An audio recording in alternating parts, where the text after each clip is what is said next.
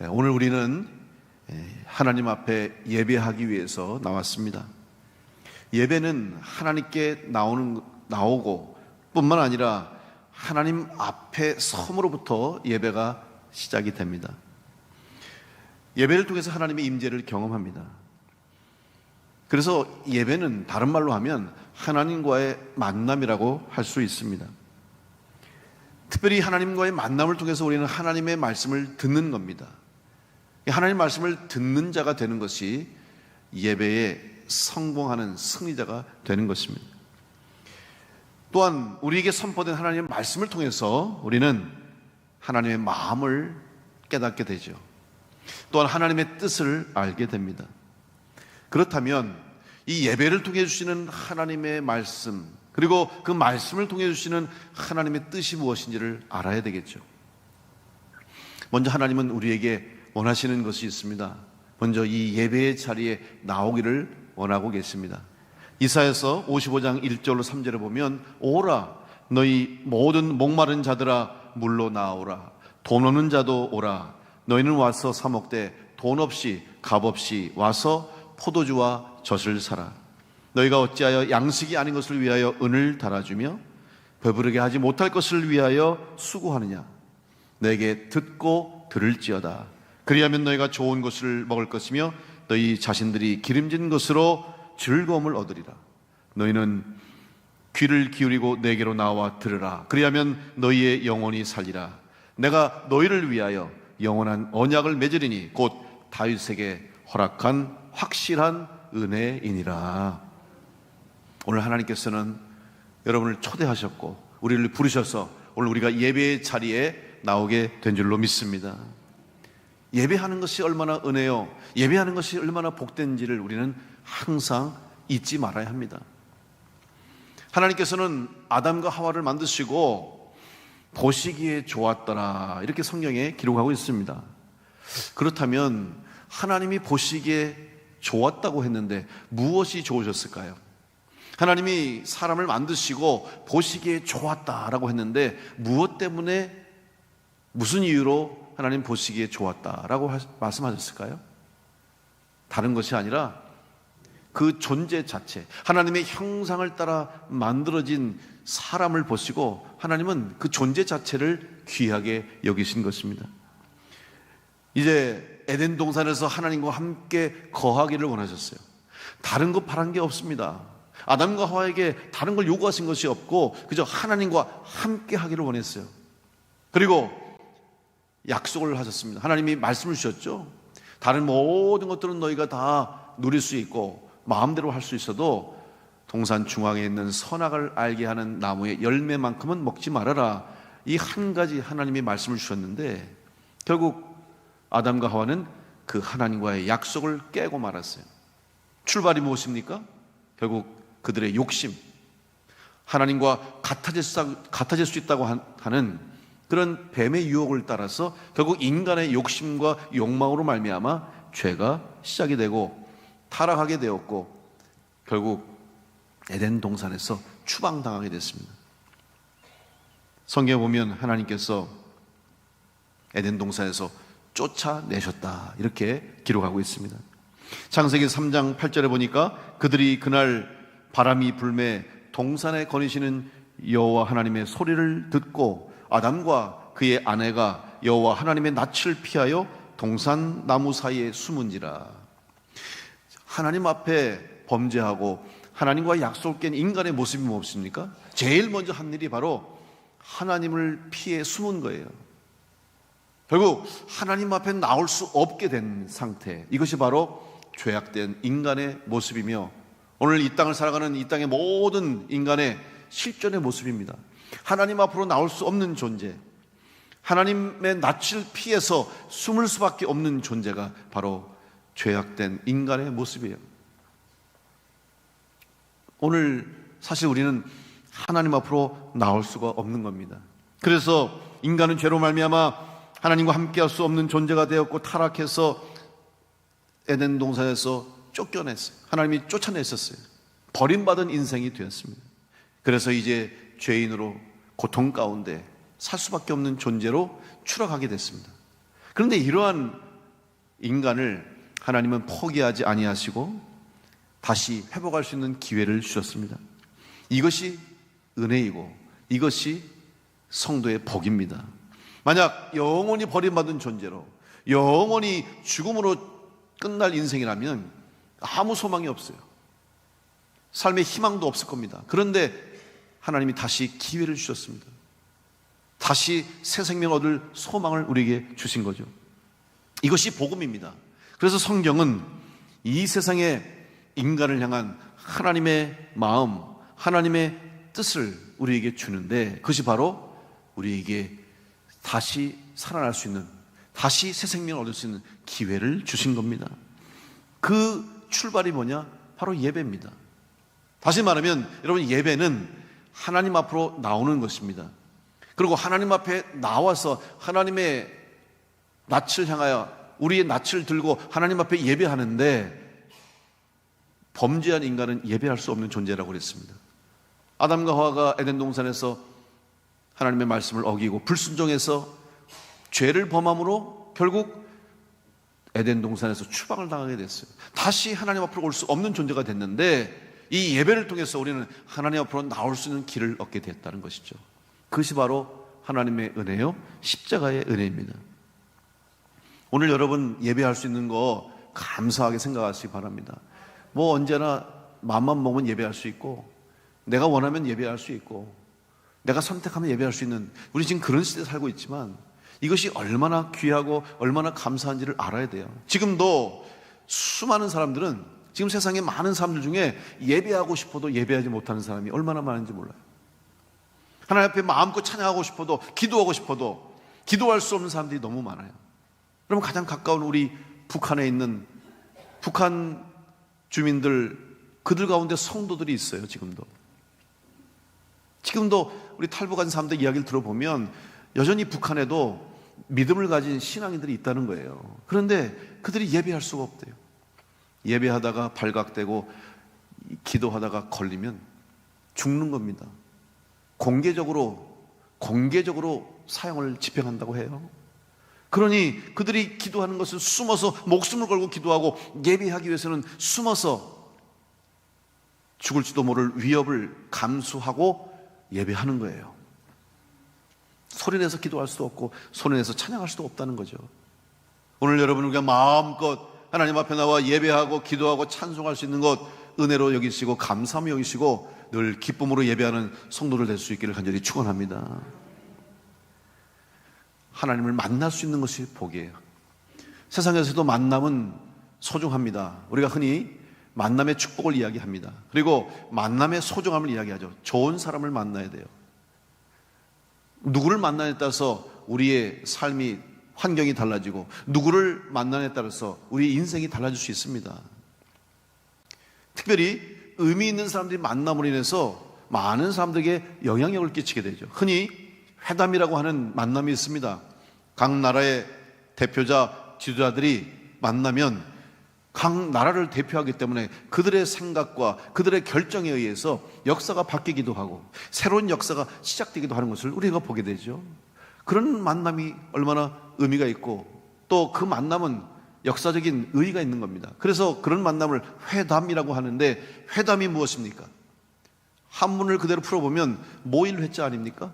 사람이 모이는 거예요. 만나는 거죠. 그리고 담은 말씀담입니다. 이야기하는 거예요. 모여서 이야기하는데 누가 만나고 누가 이야기하고 누가 어떤 일을 하느냐가 중요하다는 것이죠. 그렇다면 오늘 여러분이 이 자리에 나와 예배하는 것은 바로 하나님 앞에 나오는 것이고 하나님을 만나는 것이고 하나님의 말씀을 듣는 것이기 때문에 오늘 이 예배가 이 세상에서 가장 귀한 예배의 가장 귀한 자리임을 기억하시고 예배의 소중함을 깨닫고 예배에 최선을 다하고 예배의 정성을 다해서 하나님이 받으신 예배를 통해서 은혜를 누리는 복된 성도를 될 수 있기를 간절히 축복합니다. 중요한 것은 하나님은 우리를 만나주신다는 사실입니다. 그럼 우리는 그 사실부터 이 만남의 축복을 먼저 알고 예배를 시작해야 돼요. 여러분, 교회에 들어오시면서 오늘 예배의 자리로 나오시면서 어떤 마음으로 오셨어요? 혹시 마음속에 내가 오늘 하나님을 만나는구나, 내가 오늘도 하나님 앞에 나와 예배하는구나, 오늘도 내가 이 예배의 자리를 나오는구나, 그런 혹시 가슴 떨림 혹은 그런 감격과 감사를 가지고 오셨습니까? 그런 분 별로 없는 것 같아요. 보니까 오늘도 또 예배 드리는구나 당연하게 생각하고, 또 오늘도 내가 늘 예배 드리던 대로 그냥 자연스럽게 오셨죠. 그런데 사실은 여러분, 우리는 매 주일마다, 아니 매 예배 시간마다 감사와 감격을 가지고 나와야 될 줄을 믿습니다. 예배하는 자리가 얼마나 귀하다는 것을 알면 우리는 이 예배 자리에 그냥 올 수가 없는 거예요. 하나님을 만나는 자리에, 하나님의 이름을 찬양하는 자리에, 하나님의 은혜를 누리는 자리에 나오는 것이 복된 걸 알고, 여러분 예배 자리에 나올 때마다 그 감사와 감격이 늘 넘치시기를 간절히 축복합니다. 특별히 예배의 자리는 우리의 정성을 다하는 시간이죠. 흔히 사람들은 시간을 말하면서 시간의 소중함을 이야기합니다. 시간은 금이다, 시간은 돈이다, 이렇게 얘기하는데, 사실 여러분, 시간은 물론 돈도 되고 시간은 금처럼 귀하지만 시간은 생명입니다. 하나님께서 우리에게 이 땅에 주신 시간이 있어요. 사람마다 다 다른 시간을 아마 살 겁니다. 하나님이 부르신 때가 다르기 때문이죠. 그러나 어쨌든 우리는 이 시간을 지금 보내고 있으면, 살면서 내 생명을 계속 쓰고 있는 거예요. 생명의 시간을. 따라서 예배의 자리에 하나님 앞에 나온다고 하는 것은 우리의 생명을 드리는 것이에요. 구약시대에는 제사 드리고 예배를 드리기 위해서는 반드시 하나님 앞에 제물을 드렸습니다. 제물을 통해서 제사를 드렸죠. 구약의 예배입니다.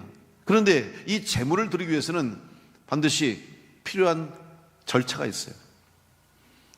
제물을 드리는 사람, 예배하는, 제사하는 사람이 제물을 가지고 제사장 앞으로 나옵니다. 그리고 그 제물을 바치기 전에 제사장 앞에서 짐승의 머리, 소나 양이나 염소와 같은 그 제물로 바쳐질 짐승의 머리 위에 손을 얹고 기도하는 시간이 있어요. 이 기도는 죄의 전가의 기도입니다. 다시 말하면 하나님 앞에 내가 죄로 말미암아 죽을 수밖에 없는 사람이지만, 이 시간 이 제물로 내 모든 죄가 이 제물로 전가됨으로, 내 죄가 이 제물 안에 들어감으로 이 제물이 죽어서 하나님 앞에 바쳐질 때 내 죄가 다 사함받는 은혜를 누리게 되는 거죠. 그런 죄의 전가를 하고 제사장은 그 제물을 죽여서 피를 빼고 각을 떠서 온전히 드림으로 제사가 완성이 되는 것입니다. 여러분, 오늘 우리가 하나님 앞에 나오는 것은 하나님이 우리의 죄를 사해 주시고 또 우리의 모든 죄를 용서해 주심으로 다시 하나님 앞에 나올 수 있게 하시고 이 땅 가운데서 새 생명 받은 자로 살 수 있는 은혜를 주신 것입니다. 그런데 그 가장 소중한 시간이 바로 이 예배 시간에, 오늘 여러분이 나오는 것 자체가 여러분 생명을 드리는 마음으로 나와 예배하시고 나의 시간을 드림으로 나의 생명을 바치는 마음 가지고 예배할 때 이 예배가 하나님 받으시는 예배가 될 줄로 믿습니다. 이제 우리는 이런 예배의 자리에 나왔습니다. 그리고 예배하면서, 예배 드리면서 오늘 우리의 자세는 감사와 기쁨의 예배를 드려야 할 줄로 믿습니다. 예배는 감사의 시간이에요. 왜냐하면 구원받은 은혜가 감사하고 우리에게 새 생명 주신 것이 감사하고 우리의 죄를 사함받은 것이 감사하기 때문에 결국 예배는 감사의 자리요, 기쁨의 자리가 돼야 하는 것입니다. 오늘 여러분의 얼굴이 기뻐할 이유가 거기 있는 거예요. 비록 걱정할 일, 염려할 일, 근심할 일이 많이 있지만 여러분, 그럼에도 불구하고 오늘 여러분 예배 자리에 나온 성도로서 감사하며 기뻐하는 여러분 될 수 있기를 간절히 축복합니다. 이제 예배에 나온 우리들은 이 시간 하나님 말씀을 듣는 겁니다. 하나님 앞으로 나온다는 것은 하나님을 만나는 것이요, 만남은 하나님의 음성을 듣는 것이에요. 특별히 매 주일마다 또 예배 시간마다 이 강단에서 선포되는 말씀을 오늘 여러분이 하나님 말씀으로 들어야 됩니다. 그럼 하나님이 나에게 주신 말씀이 무엇일까? 저는 오늘 이 시간 여러분과 함께 하나님이 오늘 구원받은 성도인 또 이 땅에 구원받아야 할 영혼을 위해서 하나님이 무슨 말씀을 주실까? 하나님이 어떻게 말씀하실까? 오늘 그 말씀을 여러분과 함께 나누려고 합니다. 특별히 성경 말씀을 통해서, 수많은 말씀을 통해서 하나님이 우리에게 주시는 가장 바라고 원하시는 말씀이 무엇인가를 생각해 보고자 합니다. 첫 번째로 하나님은 우리를 향해서 말씀하십니다. 내가 너를 사랑한다. 하나님은 여러분을 사랑하는 줄 믿습니다. 하나님은 여러분 한 사람 한 사람을 사랑하십니다. 먼저 이 사실을 알고 믿고 깨달을 때 오늘 우리의 예배가 온전한 예배가 될 줄로 믿습니다. 하나님은 당신의 피조물인 인간들을 사랑하십니다. 그래서 요한복음의 말씀처럼 하나님이 세상을 이처럼 사랑하사 독생자를 주셨으니 이 세상을 사랑하셔서 이 땅의 영혼을 사랑하셔서 하나님이 예수 그리스도를 보내주신 것입니다. 요한일서 4장 9절의 말씀을 보면 하나님의 사랑이 우리에게 이렇게 나타난 바 되었으니 하나님이 자기의 독생자를 세상에 보내심은 그로 말미암아 우리를 살리려 하심이라. 하나님이 우리를 사랑하시는 이유는 우리를 살리시기 때문에, 또 우리를 사랑하시기 때문에 우리를 살리시기 위해서 구세주 예수 그리스도를 보내주셨습니다. 예수님이 이 땅에 오신 이유는 단 하나, 죄악으로 죽음으로 끝날 수밖에 없는 우리를 살리시기 위해서 주님이 이 땅에 오셔서 바로 이 땅의 마지막 희생 제물이 되어주셨어요. 여러분, 구약시대의 예배 제사라고 그랬습니다. 제사는 제물이 있어야 된다고 그랬죠. 바로 예수님이 마지막 제물이 되셨어요. 그래서 예수님이 온 인류의 죄를 대신하여 십자가에 못 박혀 우리의 죄의 값을 치르시고 죽으심으로 다시는 제물을 드리지 않아도, 다시는 제사하지 않아도 되는 거예요. 그래서 예수를 구주로 고백하고 믿는 자는 이제 새 생명을 얻어서 그래서 예배할 수 있게 됐고, 이제는 제물을 드리지 않아도 될 이유가 여기에 있는 겁니다. 그 이유가 무엇입니까? 하나님이 바로 우리를 사랑하시기 때문인 줄로 믿습니다. 베드로는 주님을 사랑했던 제자였습니다. 아마 제자들 중에서 가장 열심히 열정적으로 주님을 따르고 사랑했던 사람이 누구라고 묻는다면 아마 베드로라고 대답할 수 있어요. 그런데 베드로는 주님을 배반했습니다. 주님이 잡히시고 또 끌려가시는 날 밤 주님을 모른다고 3번이나 부인했어요. 심지어는 너도 그와 같이 있던 자가 아니냐고 묻는 사람들의 말 앞에 예수님을 욕하고 예수님을 부인했어요. 그리고 다시 고향으로 돌아갑니다. 갈릴리 호수에서 어부로 고기를 잡습니다. 이런 베드로를 주님이 찾아오셨습니다. 사실 베드로는 소문을 들어서 알고 있었습니다. 주님이 부활하셨다는 소식을 들어서 알고 있었습니다. 그러나 감히 주님을 만날 용기가 없었어요. 부활의 소식을 듣고 제일 먼저 무덤을 찾아갔긴 했지만 주님을 뵙지는 못했어요. 부활하신 주님을 만나지는 못했습니다. 심지어 도마는 예수님이 부활하셨다면 내가 부활하신 주님을 보고 직접 만져보야 믿겠다라고 말할 정도로 주님을 만나기를 원했지만 베드로는 주님을 만나려고 하지 않았습니다. 그래서 이제 자기가 늘 하던 대로 갈릴리 호수에서 배를 타고 고기를 잡는 이전의 삶으로 돌아가 있었습니다. 한번 생각해 보세요. 베드로가 어떤 성향입니까? 우리가 아는 베드로는 누구보다도 열심히 있고 열정 있는 사람이었어요. 그렇다면 예수님이 부활했다는 소식을 듣고 부활하신 주님이 나타났다는 소문을 들었다면 아마 누구보다도 가장 먼저 달려가서 주님을 만났을 그런 베드로였는데 그는 지금 주님 앞에 나오지 못하고 있는 겁니다. 왜? 주님을 배반했기 때문에, 그 죄책감 때문에, 그 무거운 마음 가지고 주님 앞에 나올 수가 없었던 것이죠. 그런데 요한복음 21장에 보면 주님이 베드로에게 찾아왔습니다. 갈릴리 호수에 나타나셨습니다.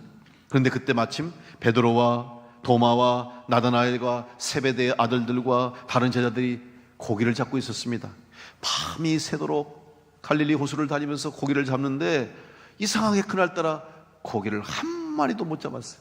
밤이 새도록 그물을 던졌는데 고기 한 마리 잡지 못하고 날이 밝아오는데 예수님께서 오셔서 배 오른편에 그물을 던지라고 말씀하십니다. 그 말씀에 순종해서 그물을 던졌더니 아니 조금 전까지만 해도 한 마리도 잡지 못했던 그 그물이 얼마나 가득 찼는지 끌어올릴 수 없을 정도로 가득 물고기를 잡았어요. 그리고 예수님께서 떡을 구워주시고 생선을 구워주시면서 베드로와 제자들을 먹이십니다. 요한복음 21장 15절에 말씀합니다. 그들이 조밥 먹은 후에 예수께서 시몬 베드로에게 이르시되 요한의 아들 시몬아 내가 이 사람들보다 나를 더 사랑하느냐 하시니 이르되 주님 그러하나이다. 내가 주님을 사랑하는 줄 주님께서 아시나이다. 이르시되 내 어린 양을 먹이라 하시고, 지금 주님께서 베드로를 찾아가셨어요. 그리고 베드로에게 하신 말씀이 뭡니까? 요한의 아들 시몬아 내가 나를 사랑하느냐? 이 질문을 하실 때 베드로는 주님께서 내가 주님을 사랑하신 줄 아시지 않습니까? 여러분, 한 번도 아니고 두 번, 세 번 똑같은 질문을 하셨고 베드로는 똑같이 대답했어요. 무슨 말씀입니까? 주님 말씀 뭘까요? 베드로야, 내가 다 알고 있다. 네가 날 사랑한다면 됐어. 그걸로 돼. 나는 너를 지금도 사랑하고 있고 이전에도 사랑하고 있고 앞으로도 사랑할 거야. 나는 너를 사랑하지 않은 적이 없었다. 네가 나를 사랑한다고 하면 됐다. 이제 너의 사명을 감당하라. 내 어린 양을 먹여라. 교회를 세워라. 베드로에게 새 사명을 주신 줄로 믿습니다. 예수님의 사랑은 변함이 없어요. 하나님의 사랑은 변함이 없어요. 문제는 베드로에게 있는 것이고 문제는 우리에게 있는 거예요. 베드로는 스스로 죄책감 가운데 주님이 나를 사랑하지 않는다고 생각했고 주님 앞에 나올 수 없다고 생각했습니다. 그러나 주님은 변치 않고 사랑해 주신 줄로 믿습니다. 여러분, 오늘 이 하나님의 사랑이 우리 가운데 있음을 기억하시고 여러분을 하나님이 영원히 사랑하시는 믿고 그 사랑을 깨닫고 믿고 기억하고 감사함으로 살아갈 수 있는 여러분 될 수 있기를 간절히 축복합니다. 두 번째로 하나님 말씀하십니다. 내가 너를 사랑한다고 말씀하시면서 내게로 돌아오라고 말씀하십니다. 방향을 바꾸라고 말씀하시죠. 이제 하나님의 사랑을 받은 사람은 반응해야 됩니다. 사랑은 반응하는 거예요. 흔히 우리가 이루어질 수 없는 사랑을 무슨 사랑으로 해요? 짝사랑이라고 그러죠. 짝사랑은 한 사람의 일방적인 사랑이에요. 한 사람만 사랑하는 거예요. 그러니까 사랑이 이룰 수 없는 거죠. 사랑은 반응 아닙니까? 서로의 사랑이 고백되어지고 확인되어질 때 사랑이 이루어지는 것처럼 소통이 되고 서로의 사랑이 확인될 수 있어야 돼요. 흔히 부부간에 소통이 되지 않는다는 이야기를 많이 합니다. 특별히 남자와 여자의 표현 방식 혹은 소통 방식이 달라서 이 소통이 어려움을 겪는 경우가 많아요. 그래서 상담학을 공부할 때 혹은 저도 이제 목회자이기 때문에 상담에 관한 부분들 많이 배우는데, 여러분, 상담에서 가장 중요한 것이 소통이고 공감이고 또 서로의 마음을 함께 나누는 것인데, 남자와 여자가 이 공감하기가 어렵다 그래요. 예를 들면 아내가 이제 저녁에 남편과 얘기하는 거예요. 여보, 오늘 아침에 내가 옷을 너무 얇게 입고 나가서 그렇게 날씨가 추운 줄 모르고 하루 종일 추워서 떨었어. 얼마나 힘들었는지 몰라. 그랬더니 남편이 그래? 그럼 내일은 따뜻한 옷 입고 나가. 이렇게 얘기했어요. 그랬더니 또 부인이 글쎄 그래서 오늘 내가 어디 갔는데 얼마나 추웠는지 몰라. 하루 종일 떨었어. 남편이 알았어. 내일 따뜻한 거 입고 나가라고. 맞죠? 따뜻한 거 입고 나가라는 말이 맞아요. 그런데 지금 아내가 원하는 건 뭐예요? 아유, 얼마나 추웠어. 그랬어? 오늘 고생했네. 많이 추웠겠다. 이 말이거든요. 저도 그 말을 잘 못해요, 사실은. 왜냐하면 남자들은 해결해 주면 되거든요. 아, 그럼 내일 그러면 따뜻한 거 입고 나가. 내일 옷 든든히 입고 나가면 되겠네.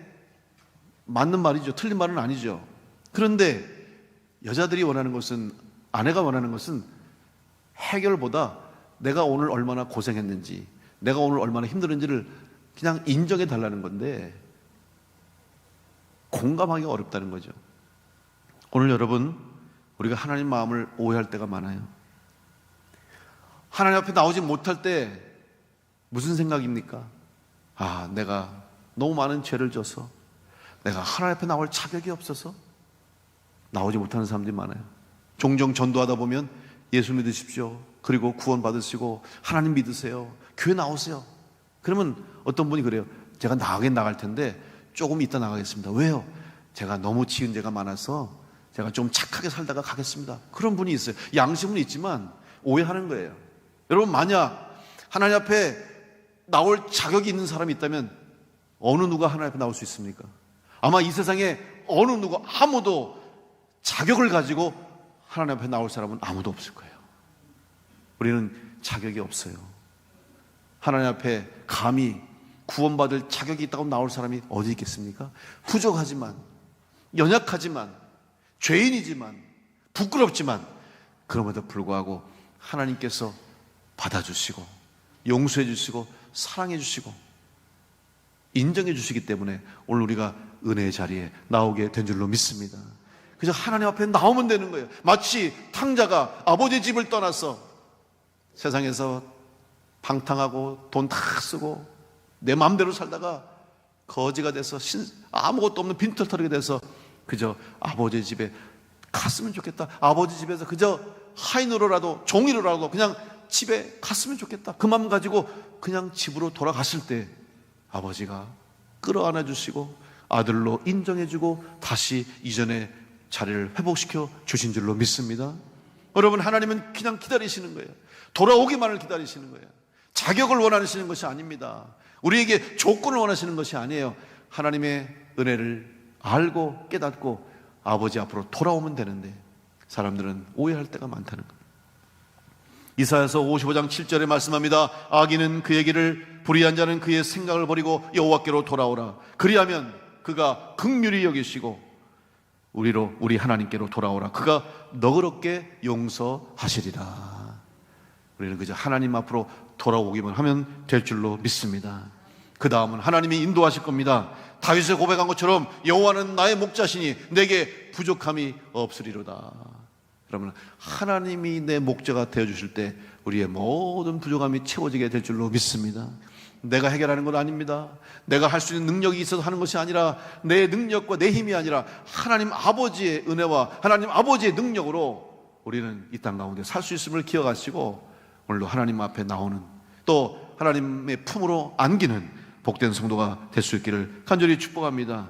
오늘 요한일서 4장 18절로 19절 말씀에 보면 사랑 안에 두려움이 없고 온전한 사랑이 두려움을 내쫓나니 두려움에는 형벌이 있음이라.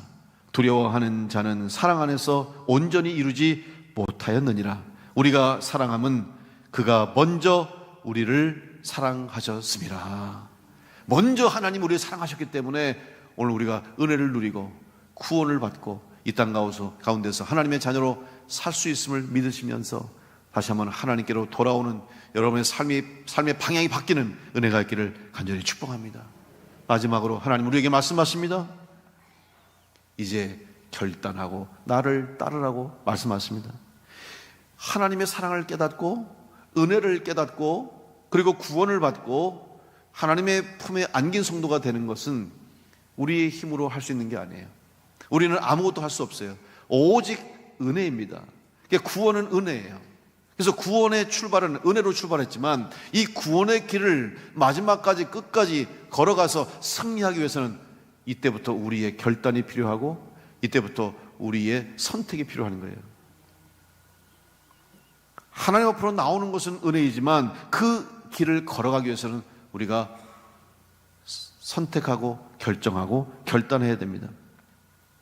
사도 바울이 회심 이후에 하나님의 일꾼으로 또 그리스도의 제자로 사도로서의 그 길을 가기 위해서는 자신의 철저한 연단과 훈련이 필요했어요. 생각해 보세요. 지금까지 사울로서 그는 예수를 따르는 사람들을 잡아서 옥에 가두고 그들을 핍박하는 사람이었어요. 그런데 다메섹 도상에서 회심한 이후에 자기가 이제는 예수님을 따르는 자가 되었고 예수님의 사도가 되겠다고 고백했을 때 교회는 인정하지 않았습니다. 받아주지 않았습니다. 여전히 바울을 향한 의심의 눈초리가 있었어요. 유대교에서 어땠습니까? 유대인들의 입장에서는 배신자요 배반자였습니다. 그러니 바울을 향해서 유대교와 유대인들은 얼마나 그를 핍박하려고 했겠습니까? 갈 곳이 없어요. 교회에서도 인정해주지 않고 유대교 유대인들의 또 회중에서도 그를 인정하지 않고 그는 오랜 시간 동안 말할 수 없는 고통 가운데 있었어요. 그럼에도 불구하고 바울은 끝까지 그 길을 포기하지 않고 주님을 따르겠다고 결단하고 결심하고 그 고통의 시간들을 이겨냈어요. 그때가 됐을 때 주님께서 바울을 쓰셨고 바울을 통해서 이방 땅에 복음을 전하는 귀한 사도로 사용하셨습니다. 오늘 여러분에게 때로는 이런 결단의 시간이 있다는 사실을 기억하십시오. 여러분이 견뎌내야 할 시간이 있다는 것을 잊지 마십시오. 그 유혹을 이겨내시고 고통의 시간들을 참고 이겨내고 견뎌낼 때 여러분 주님께서 여러분의 삶을 통하여 이루실 역사와 기적과 응답들이 나타나게 될 줄로 믿습니다. 그런데 이 길은 우리 홀로 가는 길이 아닙니다. 여러분이 혼자 걷는 길이 아니에요. 주님이 함께 하시고 성령님이 함께 하시는 길이에요. 예수님께서 말씀하셨습니다. 요한복음 14장 6절에서 내가 곧 길이요 진리요 생명이니 나로 말미암지 않고는 아버지께로 올 자가 없느니라. 예수님이 길이 되어 주셨기 때문에 우리는 그 주님이 내신 길을 따라가면 되는 거예요. 그리고 그 길을 걸어가면 되는 거예요. 바울이 그 길을 걸어갈 수 있는 이유가 뭔지 아십니까? 사실 바울은 남부러울 게 없는 사람이었잖아요. 그의 가문으로 보나 신분으로 보나 배경으로 보나 그가 가지고 있었던 누릴 수 있는 모든 환경과 여건들이 남들이 부러워할 수밖에 없는 상황이었어요. 그런데 그 모든 것들을 다 포기하고 사도의 길을 걸었어요. 사도 바울은 고백합니다. 이 모든 것을 배설물처럼 여겼다고 고백하고 있어요. 배설물은 뭡니까? 버려야 되는 존재예요. 생각하기도 싫은 거죠. 생각하지 않습니다. 배설물은 그걸로 끝난 거지 더 이상 연연하지 않잖아요. 자기가 그동안 가지고 있었던 모든 것들, 학문적인 또 지식적인 가문적인 유대교 랍비로서의 모든 신분과 자기의 모든 권력과 배경들을 다 배설물처럼 여겼다는 것은 더 이상 가치가 없다는 거예요. 왜냐하면 진짜 가치를 발견했기 때문에 바로 예수 그리스도 하나님의 은혜, 하나님의 구원의 은혜, 이 땅 가운데서 영원히 살 수 있는 영생의 복, 천국을 소유했기 때문에 부활을 소망했기 때문에 사도 바울에게는 더 이상 이 세상의 것들이 가치가 없어진 거예요. 오늘 여러분의 삶에 무엇을 가치 있게 여기고 살아가고 있습니까? 무엇을 여러분의 인생에 제일 중요한 것이라고 여기고 살아가고 있습니까? 오늘 하나님이 우리에게 주신 은혜, 하나님으로 받은 사랑, 하나님이 주신 놀라운 약속들을 바라보면서 그 가치를 인정하고 나갈 때 오늘 여러분의 삶에 그 가치가 정말 가치 있는 일들이 될 수 있는 은혜가 있게 될 줄로 믿습니다. 가치를 발견하는 사람은 아무나 발견하는 게 아니에요. 그것이 가치 있다는 것을 알 수 있는 능력이 있을 때 그것을 귀하게 여기는 거죠. 똑같은 보석도 보석이라고 알 수 있는 사람만이 가치 있게 여기는 거잖아요.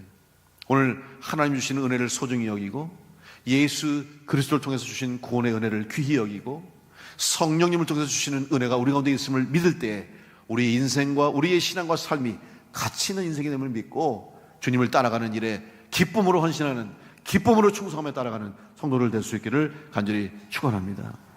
마태복음 16장 24절에서 이에 예수께서 제자들에게 이르시되 누구든지 나를 따라오려거든 자기를 부인하고 자기 십자가를 지고 나를 따를 것이니라. 여러분, 내가 내려놓아야 할 것이 무엇인지를, 포기해야 할 것이 무엇인지를 생각하면서 더 귀하고 가치 있는 주님께서 부탁하신 사명 붙잡고 달려나감으로 주님의 영광을 드러내는 여러분 성도들 될 수 있기를 간절히 축복합니다. 하나님의 사랑이 우리를 살리시고 죽음의 길에서 돌아서 영원한 생명의 길로 들어가게 하셨습니다. 주님은 우리와 동행하심으로 이 세상에서 믿음의 길로 인도해 주십니다. 주님께서 끝까지 승리하신 것처럼 주님을 따르는 우리들에게도 최후 승리가 있음을 믿고 이 길을 마지막까지 완주하는 성도들이 되시기를 바랍니다. 요한일서 4장 16절 17절 말씀처럼 하나님이 우리를 사랑하시는 사랑을 우리가 알고 믿었노니 하나님은 사랑이시라. 사랑 안에 거하는 자는 하나님 안에 거하고 하나님도 그 안에 거하시느니라. 이로써 사랑이 우리에게 온전히 이루어진 것은 우리로 심판날에 담대함을 가지게 하려 함이니 주께서 그리하심과 같이 우리도 이 세상에서 그러하니라. 사랑하는 성도 여러분, 담대함으로 마지막까지 하나님의 사랑에 힘입어 믿음을 지키며 승리하는 성도를 되시기를 바랍니다. 하나님은 언제나 우리와 함께 하십니다. 하나님은 언제나 여러분을 사랑하십니다. 주님은 절대로 우리를 포기하지 아니하십니다. 이 세상 끝날까지 우리와 함께 하실 것입니다. 우리를 사랑하시기 때문에